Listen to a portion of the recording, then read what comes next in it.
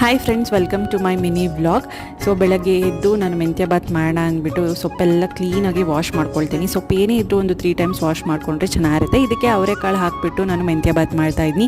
ಇದ್ರದ್ದು relatable video ಕೂಡ ನಾನು ಹಾಕಿರ್ತೀನಿ, ಮೆನ್ಷನ್ ಮಾಡಿರ್ತೀನಿ. ಹಾಗೆ ಮೆಂತ್ಯ ಬಾತ್ ರೆಸಿಪಿ ಕೂಡ ಆ್ಯಡ್ ಮಾಡಿದ್ದೀನಿ, ನೀವು ಹೋಗಿ ನೋಡ್ಬೋದು. ತುಂಬ ಈಸಿಯಾಗಿ, ಟೇಸ್ಟಿಯಾಗಿ, ಫಾಸ್ಟಾಗಿ ಕೂಡ ಆಗೋಗುತ್ತೆ.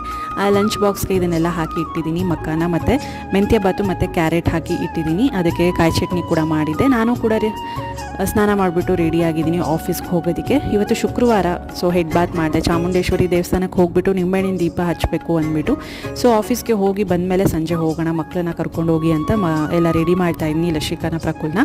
ಸೊ ಅಮ್ಮ ಕೂಡ ಬರ್ತೀನಿ ಅಂದರು. ಸೊ 4 ಜನ ಕಾರಲ್ಲಿ ಹೋಗ್ತಾ ಇದ್ದೀವಿ ನಾವು. ಸೊ ಚಾಮುಂಡೇಶ್ವರಿ ದೇವಸ್ಥಾನ ಬಂದು ಬಾರ್ಲೈನ್ ರೋಡಲ್ಲಿ ಇರುತ್ತೆ. ಸೊ ತುಂಬ ಜನ ಬರ್ತಾರೆ. ಆಷಾಢ ಶುಕ್ರವಾರ ಅಲ್ಲ, ತುಂಬ ಜನ ಬಂದು ನಿಂಬೆಹಣ್ಣಿನ ದೀಪ ಹಚ್ತಾರೆ. ನಾನು ಕೂಡ 9 ನಿಂಬೆಹಣ್ಣಿನ ದೀಪ ಹಚ್ಚಿದೆ. ಹಾಗೆ ಪಿಜ್ಜಾ ಕೂಡ ತಿನ್ಕೊಂಡು ಮನೆಗೆ ಬಂದ್ವಿ.